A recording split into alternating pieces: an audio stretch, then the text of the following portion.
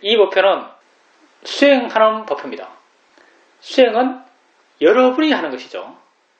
수행은 여러분이 하는 것입니다. 누구를 위해서? 여러분 자신을 위해서 여러분이 하는 겁니다. 세상에서 진실로 여러분을 위할 사람은 여러분밖에 없어요. 여러분 세상에서 진실로 위하는 남이 있나요? 한번 생각해 보세요. 마음에 와닿는 게 있나요? 세상에서 진실로 여러분을 위하는 사람 있나요? 여러분이 얼핏 생각하는 사람은 여러분 가족이겠죠. 물론 사회적으로 보면, 사회적인 일반적인 관념에서 보면 여러분은 여러분 가족을 위해요.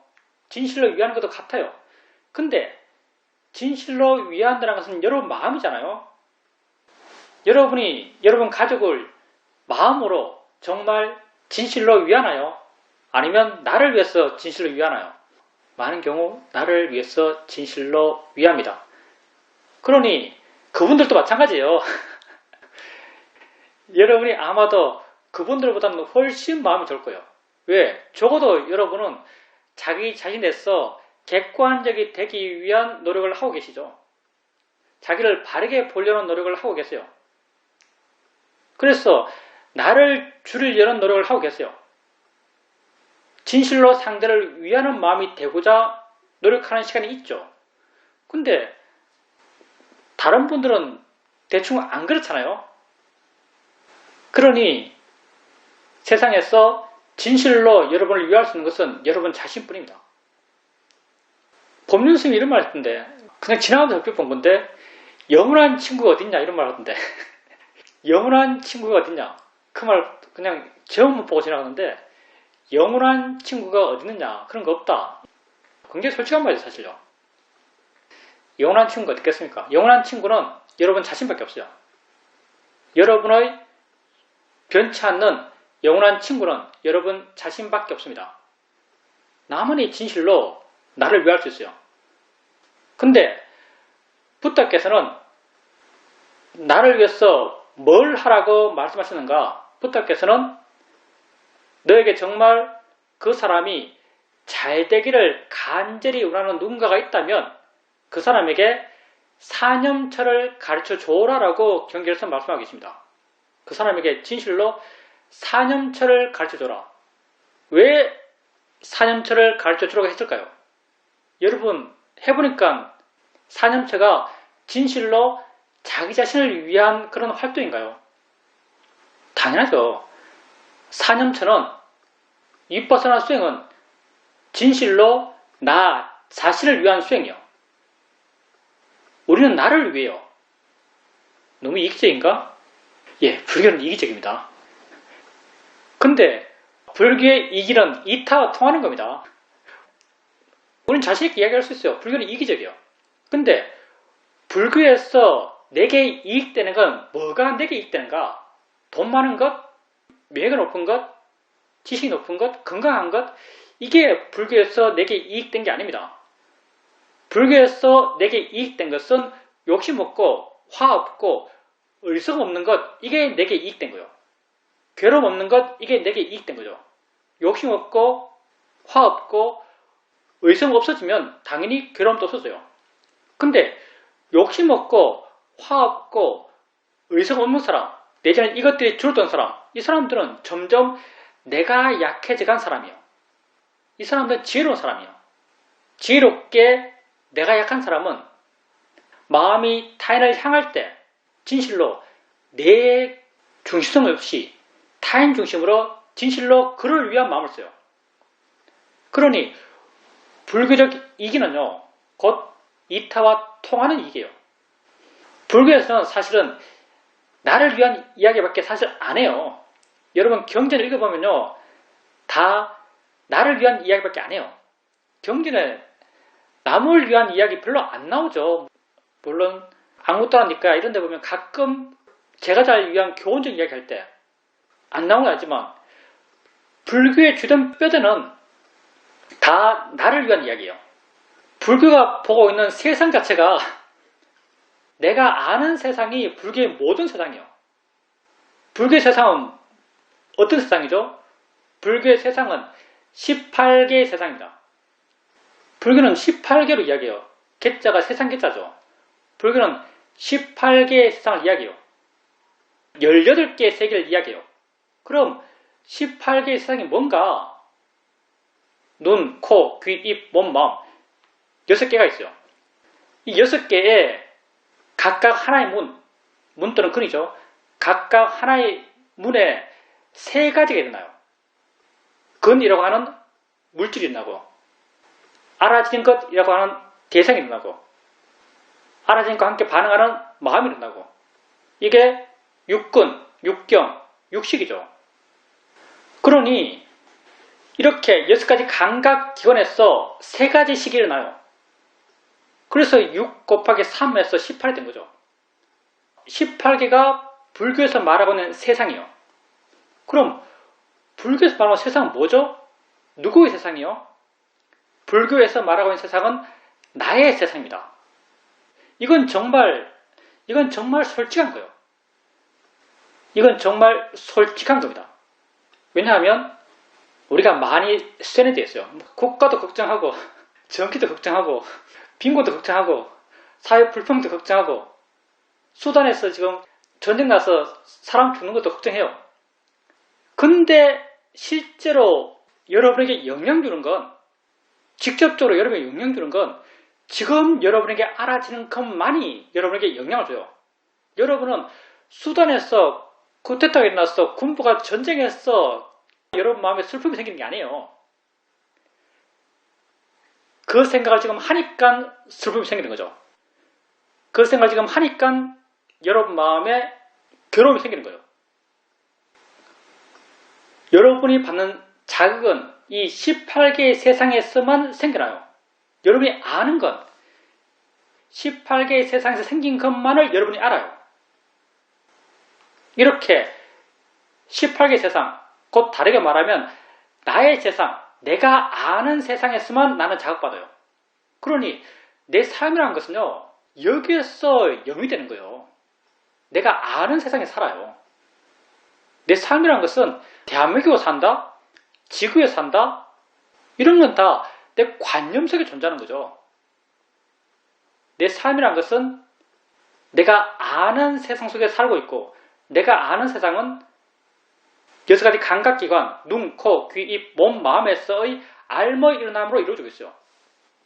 그러니 굉장히 좁아 보이는 이 18개의 세상이 세상의 모든 것이다라고 말하는 붓다의 가르침은요, 굉장히 솔직한 거예요, 사실요. 이렇게 말하기 쉽지 않을 것 같은데요.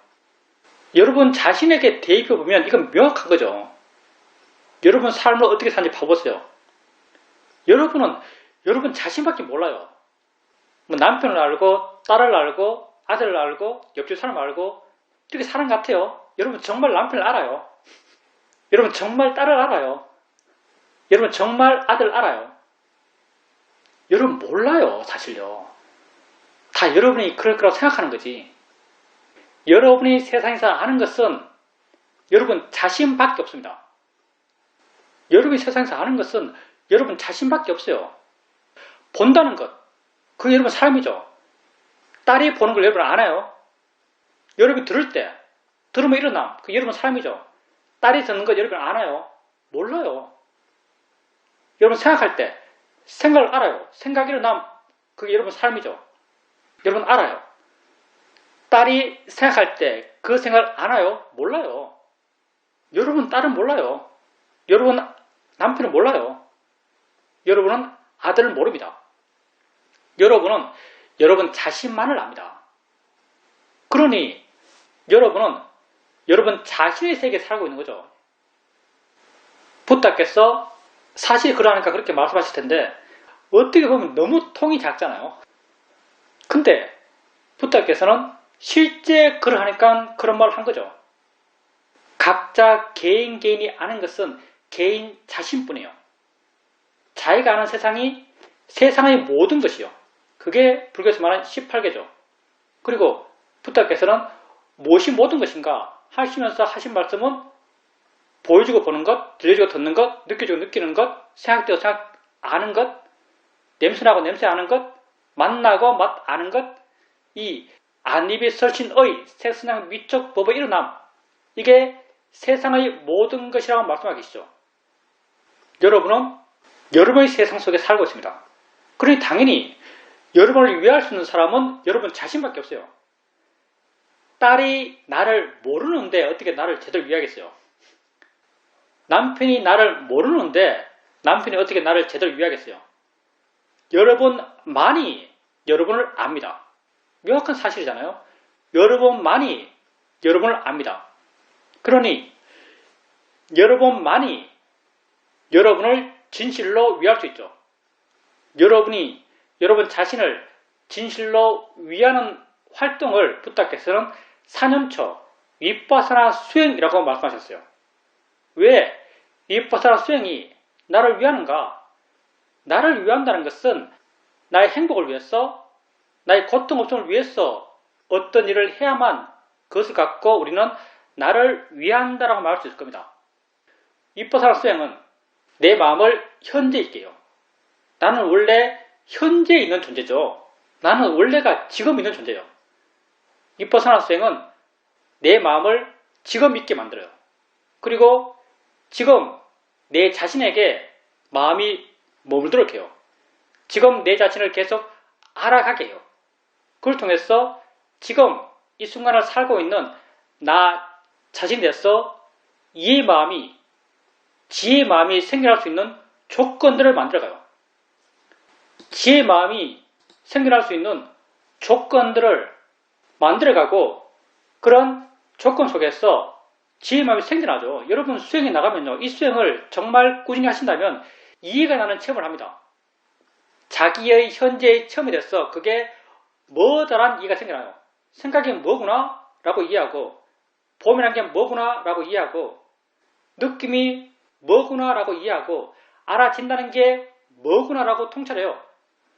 이렇게 이해되었을 때 여러분 마음은 여러분을 괴롭혔던 그런 보여지는 것, 들려지는 것, 생각으로부터 물러나고 가벼워지고 자유라져요. 이렇게 지혜를 통해서 내 마음이 바른 방향으로, 괴롭지 않은 방향으로, 행복해지는 방향으로 변하는 것을 보면서 여러분은 여러분이 현재 하고 있는 것이 옳다라고 스스로 알아요. 옳다라고 스스로 확신해요. 근데 그때 여러분이 하고 있는 것이 옳다라고 아는 것, 옳다라고 확신하는 그 하고 있는 게 뭐예요? 하고 있는 게 좁게는 수행이죠. 넓게는 뭐예요? 넓게는 여러분 삶이죠. 여러분이 하고 있는 수행은요, 어느 순간 특별하게 하는 수행이 아니에요.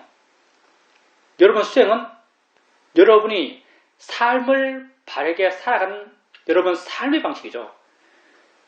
수행해서 알아가는 것이랑 살면서 알아가는 것이 전혀 다르잖아요.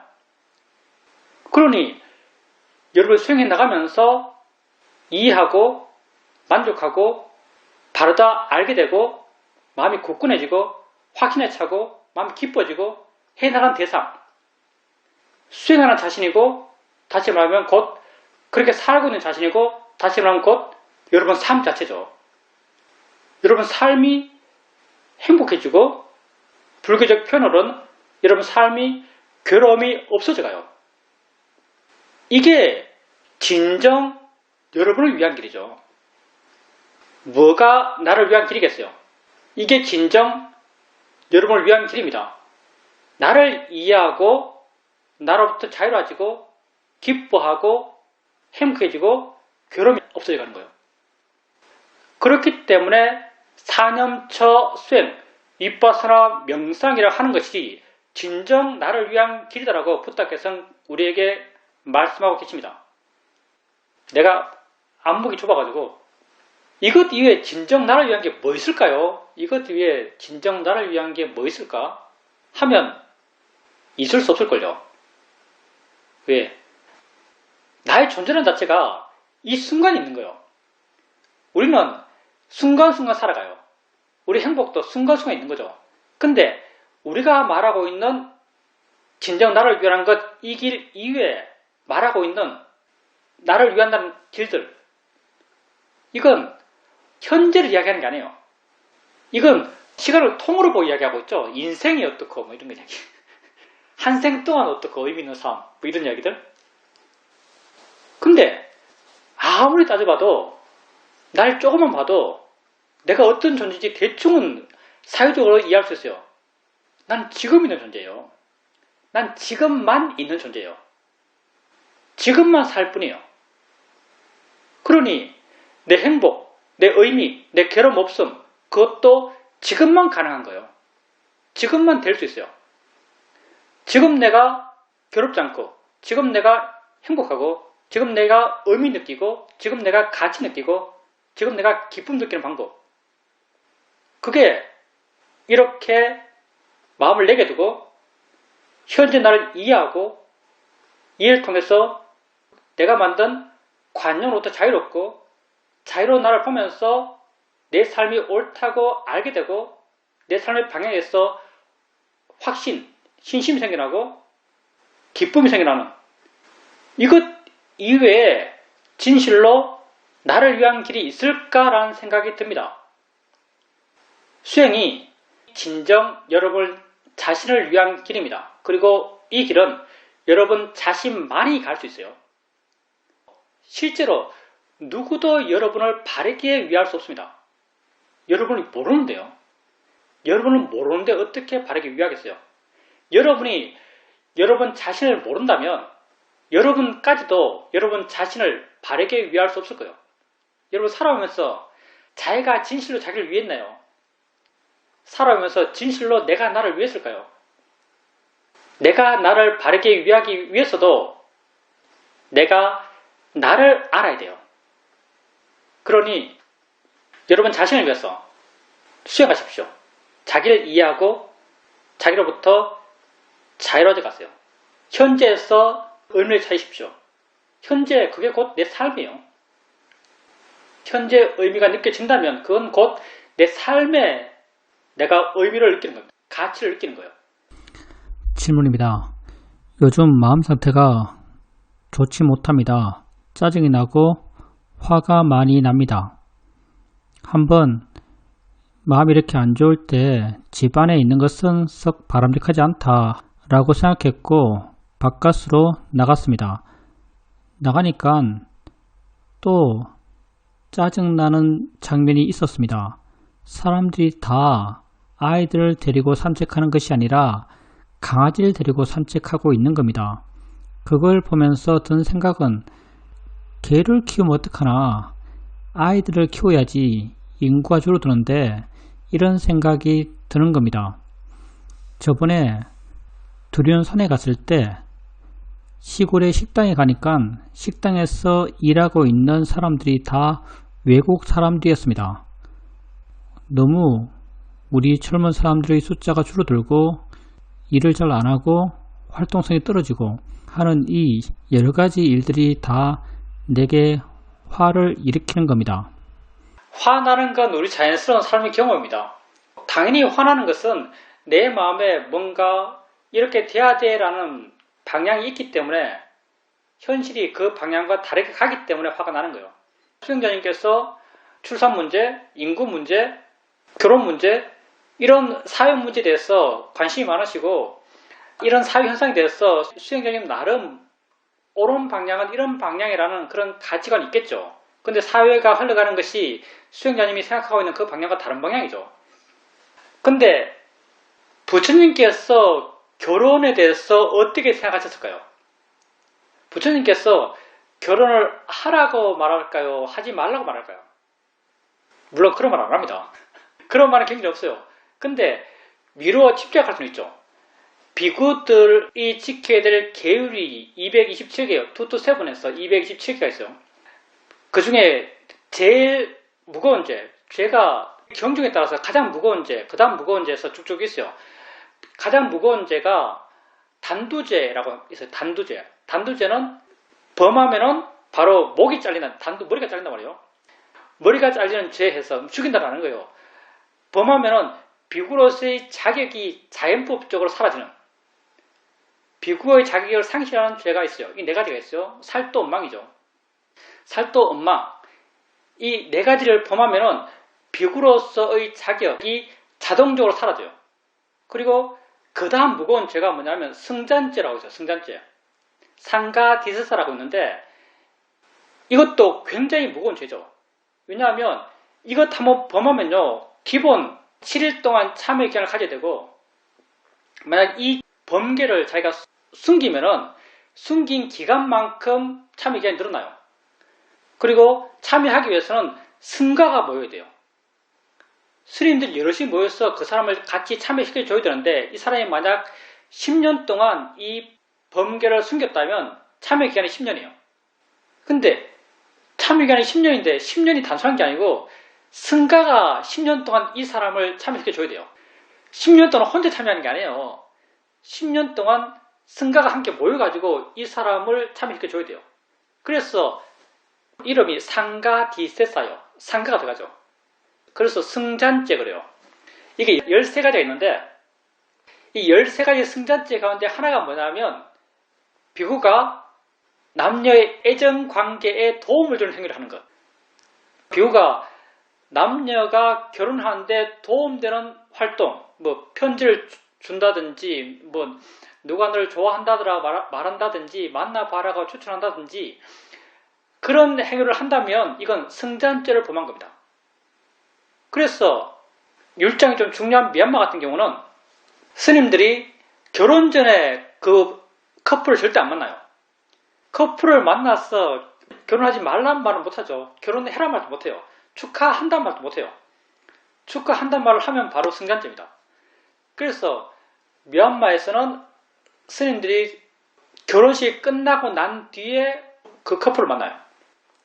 어찌됐든 부처님은 사실은 내심 결혼을 바라지 않으셨어요.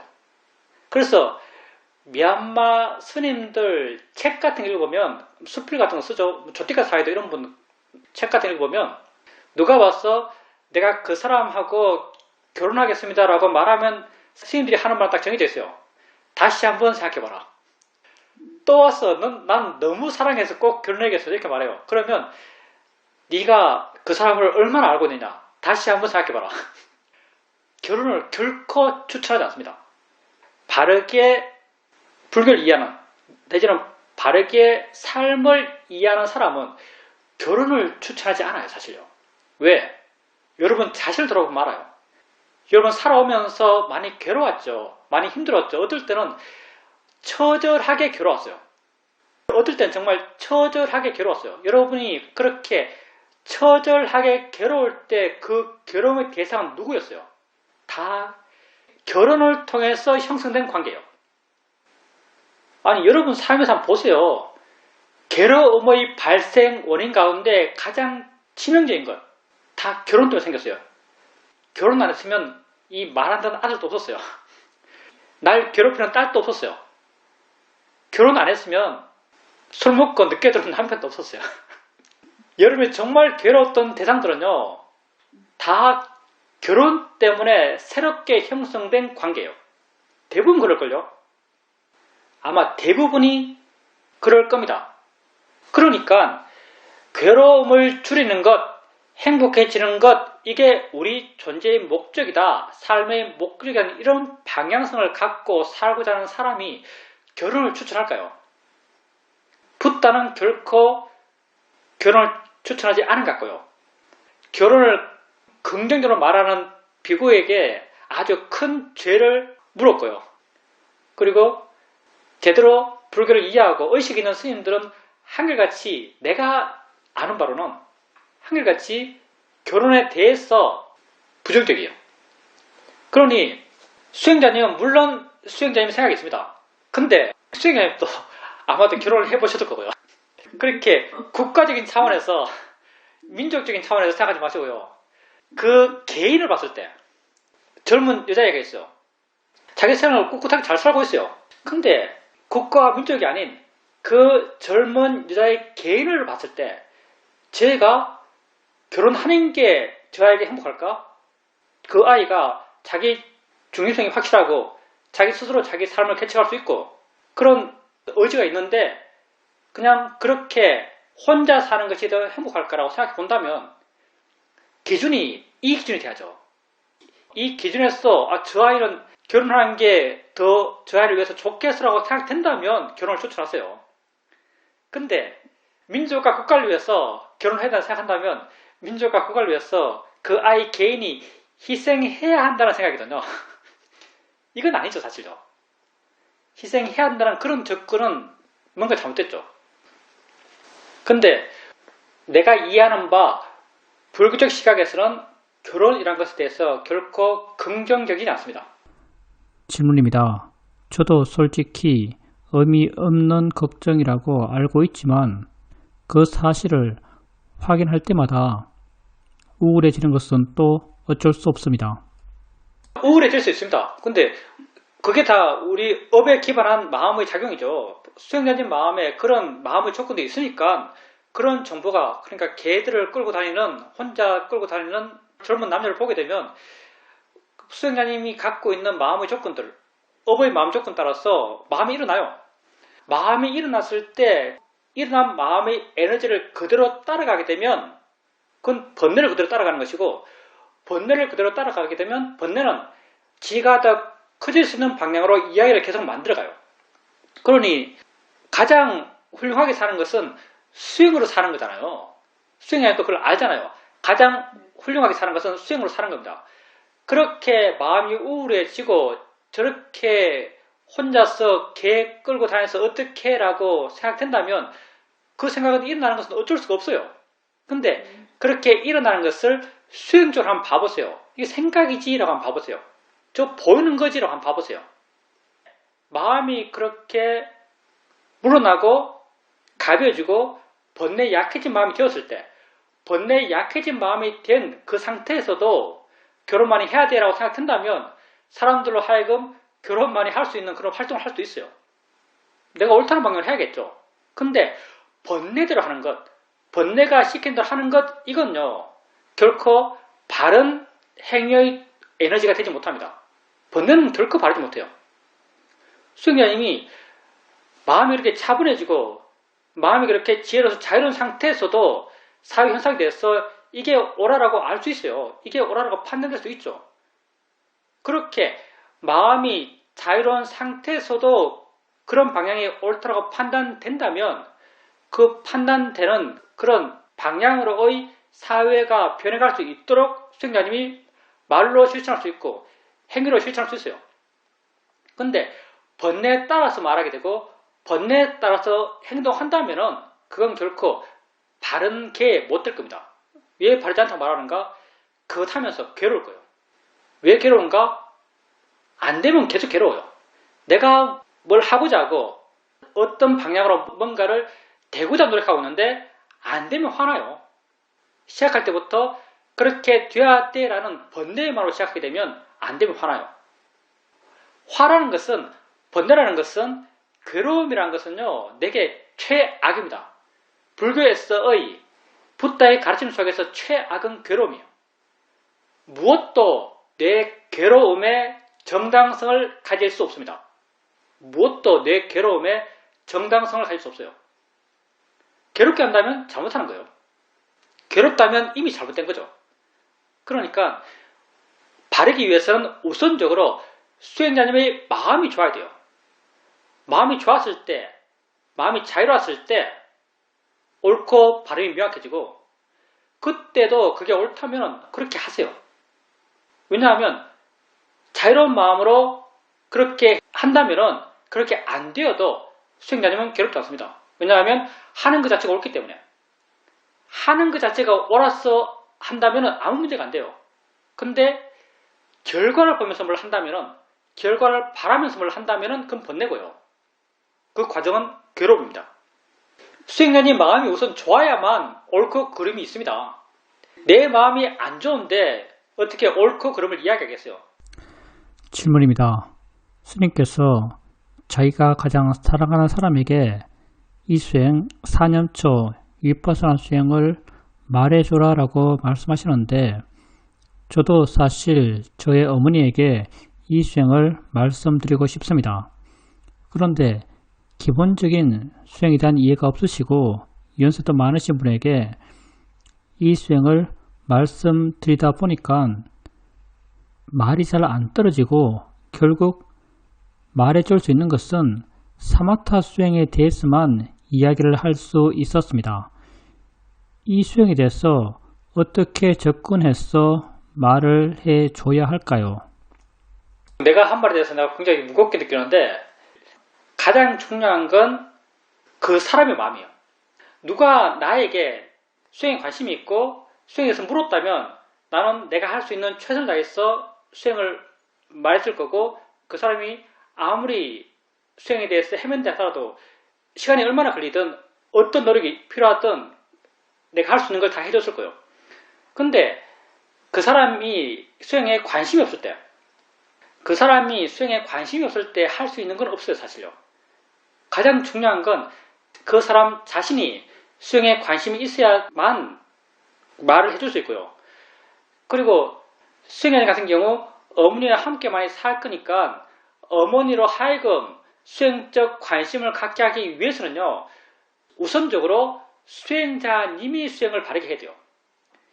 수행자님이 수행하는 모습을 보이고 수행자님이 수행을 통해서 변화한 모습을 보이고 수행자님이 수행을 통해서 마음이 좋아지고 기뻐하고 의미 느끼고 하는 그런 삶의 변화를 어머니께서 보신다면 당연히 수행에 대해서 관심을 가지시겠죠.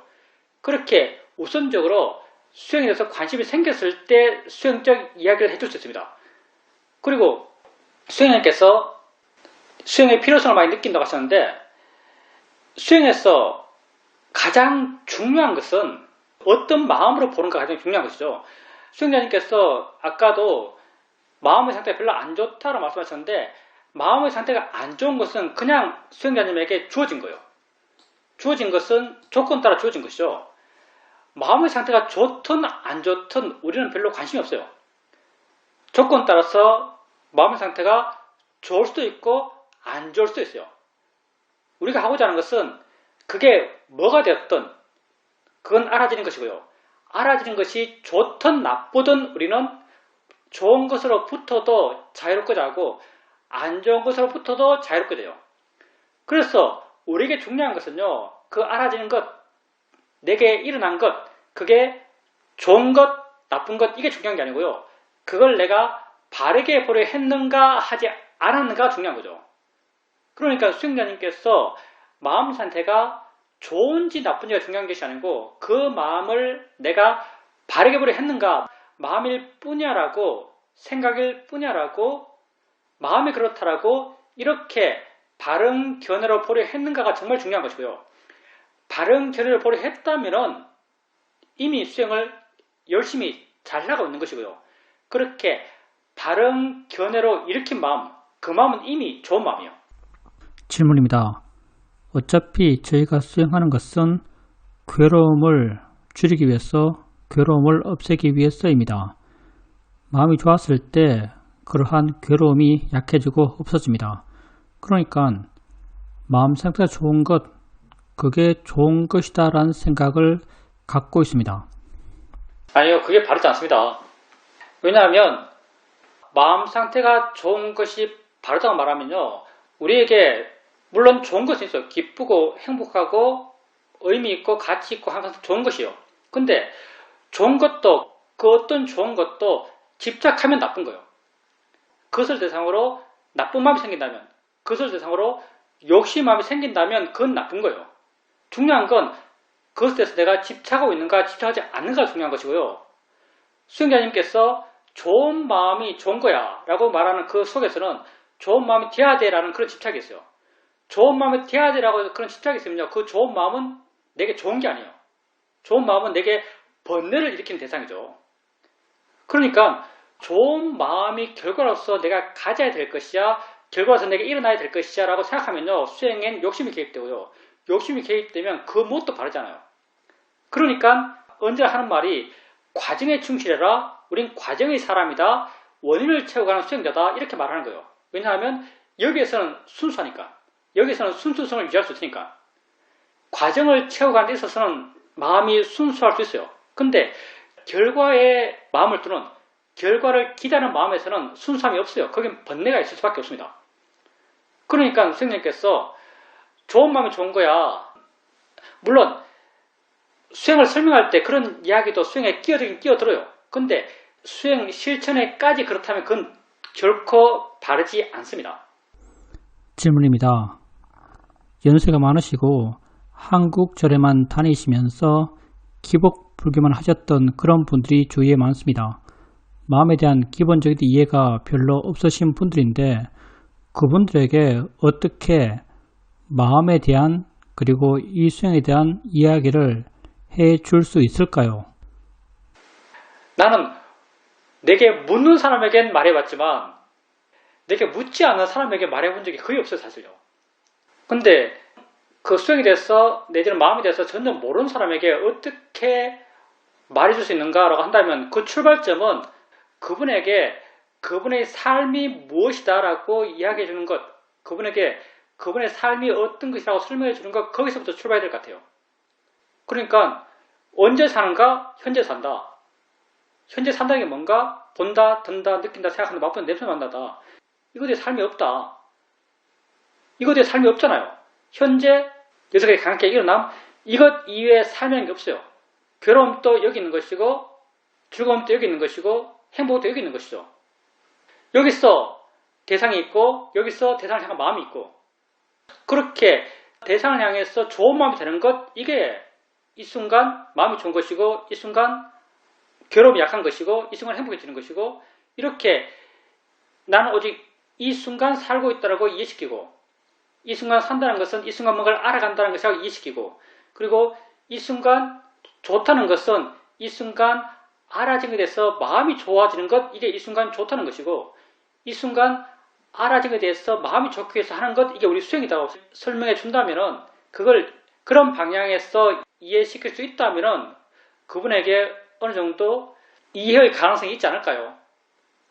자기에게 관심이 있고 자기를 이해하고 싶어하고 뭔가 알고 싶어하는 분에게는 말이 잘 나와요.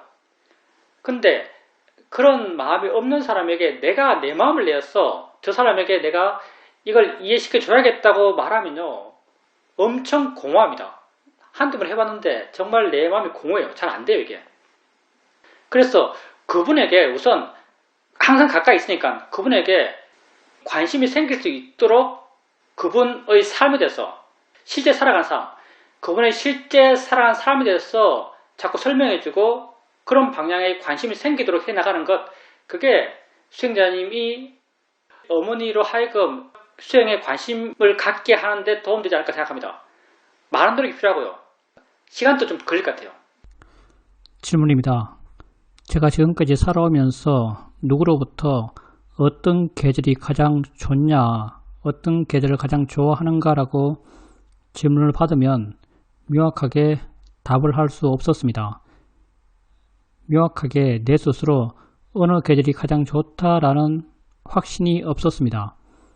그런데 이번에 봄을 지내면서 봄꽃들을 보고 봄나물들을 먹으면서 내가 생각한 것이, 나는 봄을 가장 좋아하는구나 라고 이렇게 알았습니다. 봄을 좋아할 수는 있을 것 같습니다. 그렇지만 좋아는 하지만 거기에 빠지지는 말아야겠다라고 이렇게 생각합니다. 봄을 싫어하는 사람 별로 없을 거예요. 봄. 우리 사회도께서는 어떨 때가 제일 좋은 나이대인가? 지혜가 난 나이대. 어떤 것이 제일 좋은 것인가? 지혜가 난 곳. 어떤 시간이 제일 좋은 시간인가? 지혜가 나는 시간. 어떤 순간이 가장 아름다운 순간인가? 지혜가 나는 순간이다. 이렇게 말씀하십니다. 지혜 나는 게 무조건 제일 좋다고 말씀하세요. 저도 이 말에 동의합니다. 왜냐하면 마음이 좋아지면 세상 모든 게 좋아져요. 그러면 제일 좋은 계절이 무슨 계절인가? 지혜 나기 좋은 계절이 제일 좋은 계절이겠죠. 지혜 나기 제일 좋은 계절이 언젠가 하면 봄과 가을인데, 아마도 가을이 좀 더 좋지 않을까? 왜냐하면 가을이 더 건조하거든요. 가을이 더 건조해요. 어찌됐든 봄과 가을이 가장 좋은 것 같아요. 봄과 가을이 우리에게 가장 좋은, 지혜나기에 가장 좋은 계절인 것 같습니다. 건조하고 화창하고 마음도 화창하고, 그렇게 봄과 가을이 지혜나기에 가장 좋았어. 우리 사회도의 시각에서 보면 봄과 가을이 가장 좋은 계절이라고 말할 수 있습니다. 수행자님께서 봄이 제일 좋은 계절이다라고 스스로 생각하신다면 뭐 그건 수행자님 기호니까요. 근데 좋은 것에 대해서 좋다라고 느끼는 게 나쁘진 않습니다. 근데 좋다라고 느끼지만 이 좋다라고 느끼는 것과 무엇이 좋다라고 느끼는 것은 다른 마음이에요. 꽃을 볼 때 이거 그냥 마음의 상태인데 내가 굳이 묘사한다면 이렇게 말할 수 있습니다. 마음의 상태인데 내가 꽃이 아름답다라고 하는 것, 그건 기준점이 꽃에 가 있어요. 근데 아름다운 꽃을 보면서 좋다라고 느끼는 것, 이건 그 마음의 중심점이 내 안에 있어요. 꽃에 가서 꽃이 좋다라고 느끼는 마음은 욕심을 가능성이 크고요. 마음이 내 안에 있으면서 좋다라고 느끼는 마음은 좋은 마음이 주는 좋은 느낌일 가능성이 높아요. 좋은 마음을 예를 들 때 결코 부인할 수 없는 좋은 마음의 상태가 난 산 꼭대기에 올라갔을 때 내려볼 때 이야기인데, 여러분 산에 등산 가잖아요. 산 정상에 올라갔어요. 정상에 올라가서 밑을 내려다보고 있어요. 밑을 내려다보고 있으면 여러분 마음에 그냥 좋다라는 느낌이 들어요.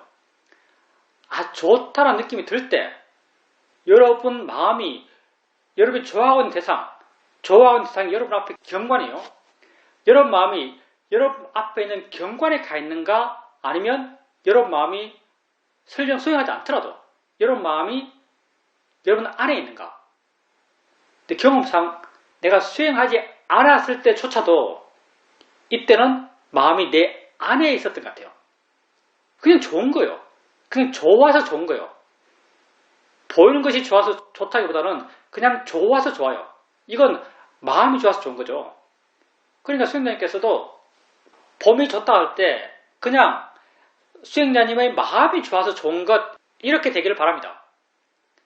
보이는 꽃이 좋아서 좋고 따사로운 햇살이 좋아서 좋고, 이렇게 수행자님 밖의 것이 좋아서 마음이 밖으로 나가서 밖에 있는 걸 좋아하기보다는 수행자님의 마음이 좋아서 좋다라고 느끼는, 좋은 마음이 주는 좋은 느낌을 느끼면서 좋다고 느끼는, 이게 훨씬 더 수행적으로는 바람직한 상태라고 말할 수 있습니다.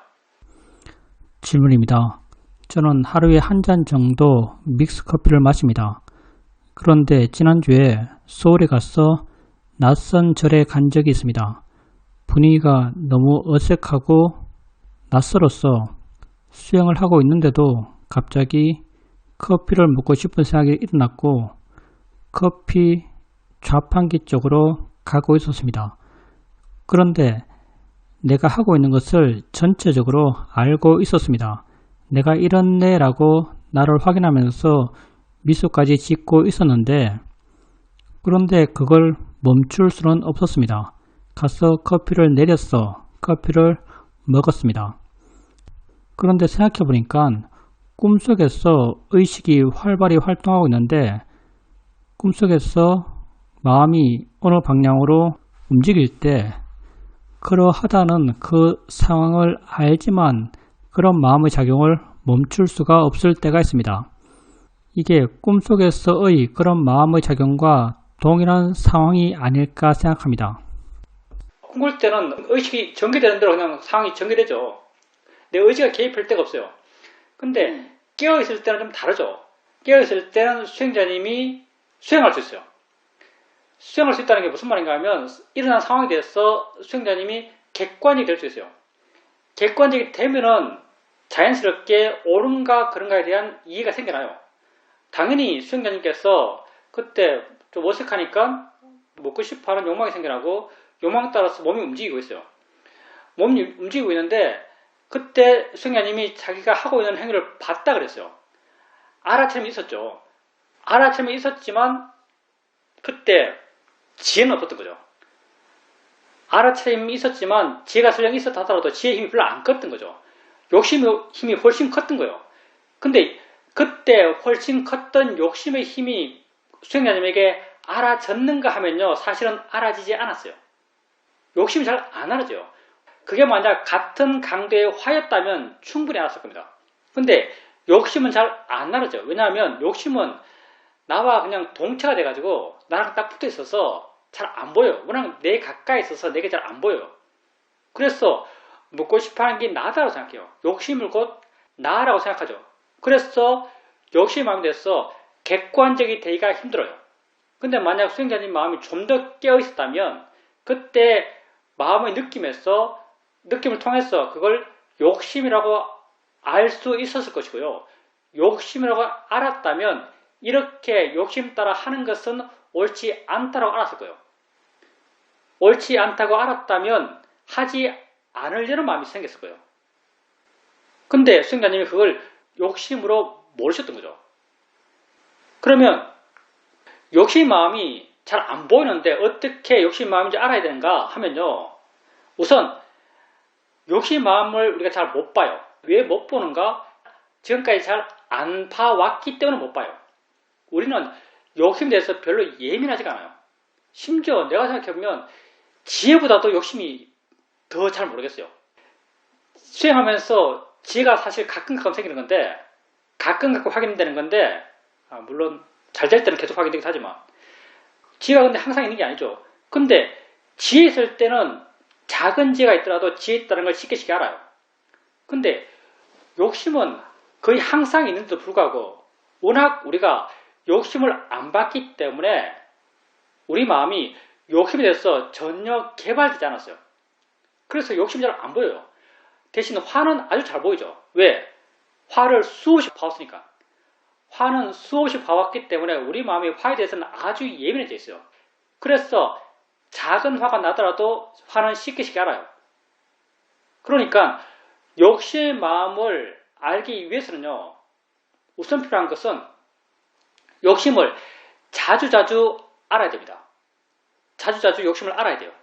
그러면 어떻게 자주자주 욕심을 알 수 있는가? 가장 쉬운 건요. 내가 이 상황이 욕심의 상황이다라고 판단되는 상황이 많아요.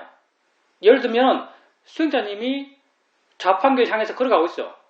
그 상황에서 당연히 수행자님 마음은 욕심이라는 걸 수행자님이 판단할 수 있어요. 이렇게 상황을 보면서 그 마음을 알 수 있어요. 그 마음을 충분히 유추할 수 있습니다. 욕심의 상황에서 그 마음을 보면서 욕심이다라고 아세요. 밥 먹으면서 먹고 싶어 할 때 욕심이라고 아세요. 그렇게 자꾸 욕심의 상황을 확인하고 그때의 마음을 욕심이라고 아세요. 욕심의 상황을 확인하고 그때 마음을 욕심이라고 알아가고 그때 마음의 느낌을 욕심이 주는 느낌으로 알아가고 이렇게 욕심을 자꾸 알아가고 체험하고 해나가는 과정 속에서 조금씩 욕심에 대해서 예민해져요. 그리고 조금씩 욕심이 있을 때 욕심이 있다고 알 수 있는 그런 마음의 힘이 강해집니다. 이렇게 욕심이 있다고 알았을 때 욕심으로부터 우리는 객관적이 될 수 있고 욕심의 마음이 시키는 걸 하지 않을 수 있어요.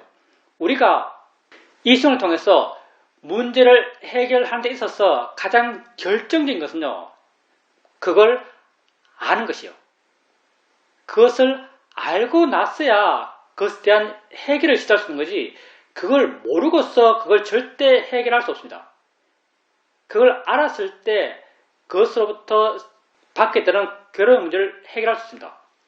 욕심은 결코 쉽지 않습니다. 우리 사회자께서는 붓다가 왜 붓다가 되었는가? 욕심을 보았기 때문에 붓다가 되었다 이렇게 말하게 돼요. 근데 욕심이 결코 쉽게 우리가 볼 수 있는 것은 아니지만 욕심은 우리에게 거의 결정적인 마음이에요. 우리가 왜 이런 모양, 이런 형태, 이런 삶의 조건 속에 살고 있는가? 누가 결정했는가? 다 욕심이 결정했어요. 여러분이 살아오면서 어떤 선택의 이어짐으로 지금 현재가 있죠. 여러분이 선택할 때 어떤 마음이 여러분으로 하여금 그런 여러분 삶의 방향을 선택하게 했는가? 거의 대부분이 욕심이에요. 욕심은 우리에게 결정적인 마음입니다. 여러분이 정말 욕심을 보기 시작하면요. 그리고 욕심을 이해하기 시작하면요. 여러분 삶은 본질적으로 바뀔 수 있어요. 왜냐하면 지금도 사실은 이 순간까지도 여러분 삶을 이끌어가는 여러분 삶의 방향을 결정하는 가장 결정적인 마음은 욕심이에요. 욕심을 보아야만 욕심으로부터 자유로워질 수 있고 욕심을 많이 봐야만 욕심을 볼 수 있고 지금 욕심을 쉽게 볼 수 없는 우리의 조건 속에서 욕심을 많이 보기 위해선 욕심의 상황을 먼저 이해하는 것. 욕심의 상황이라고 알고 그때의 마음을 보는 것. 욕심이라고 알아가는 것. 이걸 통해서 욕심의 마음이 되어서 우리가 훈련을 해나가야 돼요. 예, 채팅 질문 읽어보겠습니다. 저는 강의를 하나 맡게 되어서 다음 주에 강의를 하게 됩니다. 그래서 지금 강의안을 준비하고 있습니다. 그런데 강의안을 생각할 때 생각함을 알아차리면 생각이 이어지지 않습니다. 생각의 내용에 빠져야 강의안을 구성할 수 있습니다. 생각하는 줄 알면서 강의안에 대한 생각을 지속할 수 없을까요? 이거 없습니다. 이거 안 돼요. 왜 안 되는가? 결과가 수행자님에게 중요하기 때문입니다. 수행자님이 만약 이 강의안이 훌륭해야 돼, 강의안이 바르게 돼야 돼, 내가 강의를 잘 해야 돼, 이런 마음이 있는 이상 이건 안 돼요. 이 강의안이 잘 되건 못 되건 상관없어. 이런 마음이 만약 될 수 있다면 이건 생각하면서 생각하는 걸 알 수 있어요. 그렇지만 여기에 대한 수행자님의 기대가 있는 이상 이건 불가능하죠. 이거 번뇌스러울 수밖에 없어요. 그러면 번뇌스러운데 번뇌로서 강연에 빠져서 생각을 해야 되는가? 생각을 해야죠. 이건 우리의 지혜 수준에서는 우리가 벗어날 수 없는 수준의 번뇌라고 할 수 있죠. 잘 해야 되는데 어떻게 벗어나겠습니까? 저는 강의를 앞두고 불안을 느낍니다. 강의를 잘하고 싶은 욕심, 그리고 못하면 어쩌나 하는 두려움 때문일 것입니다. 내가 강의를 잘하는 것에 가치를 많이 두어서 그럴 것입니다. 이 밑에는 내가 있다는 어리석음이 있기 때문이겠죠. 그래서 내 강의가 그걸 듣는 청중들에게 유익하기를 바라는 마음을 가지려고 노력하고 있습니다. 그런 마음을 가지면 잠깐 마음이 좋아지지만 지속되지는 않습니다. 그래서 앞으로 강의를 맡지 말아야겠다는 생각도 해보지만 그것이 근본적인 해결책은 아닐 것 같습니다. 스님께서는 법회를 앞두고 어떤 마음으로 법회를 임하시는지요? 저는 어떤 마음으로 강의를 준비하고 강의를 해야 할까요? 예, 강의를 준비하는 마음은 사실 준비하는 내용이 있죠. 우리가 이렇게 내용 있는 걸 준비하면서 자유롭기는 정말 힘듭니다. 내 법회 준비하는 마음이 자유로워요. 내 법회 준비하는 마음이 자유롭습니다. 왜냐하면 법회 준비하는 내용이 없기 때문에. 근데 사실은 준비하는 데 있어서 이런 포맷 속에서 내용이 존재하니까 내용 하나를 챙기면서 준비를 하고 있는데 이런 내용부터 자유롭기 힘들 것 같고요. 내용을 갖고 준비를 하게 되면 내용에 빠질 수밖에 없을 것 같습니다. 근데 하면서 그 초점을요, 수행자님의 관심의 초점을 청중에 두지 마세요. 왜냐하면 청중은 순전히 수행자님에게 번뇌떨이에요. 청중은 순전히 수행자님에게 번뇌거리예요. 왜냐하면 지금 없잖아요. 미래의 것이에요. 상상 속에 존재하는 청중이 수행자님의 강의안을 평가하고 있는 거죠. 상상 속에 존재하는 청중의 수행자님이 지금 준비하고 있는 강의안을 평가하고 있어요. 이건 번뇌가 될 수밖에 없는 형태죠. 그러니까 강의안을 준비하면서 강의안을 잘 준비하는 것의 중심점을 들을 청중에게 두지 말고요. 하고 있는 자기에게 두십시오. 지금 수행자님은 청중을 위해서 강의를 준비하고 있어요. 그들을 위해서 하고 있는 거죠. 그래서 그 중심을 자기에게 두고 남을 위한 일에 내가 지금 최선을 다하고 있다고 이렇게 가르쳐 주세요. 내가 최선을 다하고 있는 거지 이걸 통해서 남에게 최대한의 좋은 영향을 줘야지라는 생각을 갖게 되면요. 이건 문제가 되고요. 번뇌스러울 수밖에 없겠지만 내가 이 순간 이걸 통해서 최선을 다할 뿐이라고 이런 마음을 갖게 되면 훨씬 더 마음이 덜 괴로울 겁니다. 덜 번뇌스러울 거예요. 그리고 강의를 하는 데 있어서도 똑같아요. 수행자님의 괴로움의 정도는요. 수행자님이 청중에게 대한 기대감의 크기와 똑같아져요. 청중에 대해서 기대감이 크면 클수록 수행자님은 괴로워요. 그래서 이것 또한 수행자님이 그 중심을요. 자기에게 둬야 돼요. 나는 내가 아는 바를 최선을 다해서 해줄 뿐이야. 이해하고 이해하지 못하는 것은 그들 일이야. 나는 내 할 바를 최선을 다해서 하고자 할 뿐이라고 자기 중심에서 강의를 하세요. 그 사람들은 그 사람들이 할 거예요. 수행자님은 수행자님의 일을 한다고 자기에게 중심을 두고 그렇게 강의를 준비하고 강의를 한다면 훨씬 더 덜 괴로운 마음으로 그렇게 강의를 준비하고 강의를 할 수 있을 겁니다. 그리고 수행자님이 정말 될 수 있다면 청중에게 아무 기대감 없이 강의할 수 있다면 수행자님은 정말 좋은 마음으로 강의할 수 있을 겁니다. 어떤 마음으로 법회를 임하는가? 처음에는 나도 내 법회에서 듣는 사람에게 많은 기대를 갖고 했는데 하면 할수록 기대감이 없어집니다. 그러니까 자유로워요. 내 할 바를 할 뿐이에요. 내 할 바를 할 뿐이라는 이 마음을 하게 되면 훨씬 잘 하게 돼요. 왜? 마음이 자유롭고 마음이 끼어있고 마음이 힘이 있으니까. 잘하려고 하는 마음이 못하는 원인이 됩니다. 왜? 잘하려고 하는 마음은 번뇌의 마음이고요. 번뇌의 마음은 경직되고요. 경직된 마음은 순발력이 떨어져요. 그래서 잘하려는 마음이 못하는 원인이 돼요. 그러면 잘하려고 하는 마음이 약해지기 위해서는 어떤 게 필요한가? 아까도 말했지만 수행자의 마음이 청중을 중심으로 생각하면 안 돼요. 자기를 중심으로 생각해야 됩니다. 그냥 내가 최선을 다해서 강의 준비하는 것이 지금 이 순간 내게 옳기 때문에 최선을 다해서 강의안을 준비하고 있고요. 강의할 때 내가 바르게 말하고 바르게 이해시키고 하는 그런 바른 말 해줌을 통해서 그 하는 것이 내게 옳기 때문에 그 말을 하는 거예요. 그래서 자기 중심을 갖고 그렇게 준비하고 강의한다면 바르게 할 수 있을 것으로 생각합니다. 청중의 수준과 흥미를 고려해야 되지 않나요? 마음이 자유로우면 그냥 고려가 됩니다. 마음이 경직되면 예를 들어서 청중에게 내가 깊은 감명을 줘야겠어라는 그런 강력한 마음으로 준비하면 준비 내용이 딱딱해요. 그러면 고정된 그 내용에 고정된 그 방향에서 잘 못 벗어나요. 이미 고정되어 있으니까 마음이 이미 정해져 있기 때문에. 근데 청중에 대한 기대감이 약하고 내 안에 마음이 머물러 있고 마음이 자유로우면 청중의 상태, 청중의 관심 그런 것에 대해서 아주 능동적으로 대처할 수 있습니다. 이건 법회에서 수행 이야기할 때 처음 오는 분들이 있거나 그렇게 내가 그 순간 저 사람에게 어떤 말을 해주는 것이 좋겠구나라는 생각될 때 준비되지 않은 말이 잘 나와요. 전혀 준비되지 않은 말이 잘 나옵니다. 이것 또한 마음이 자유로울 때 그런 순발력이 생기는 것 같아요.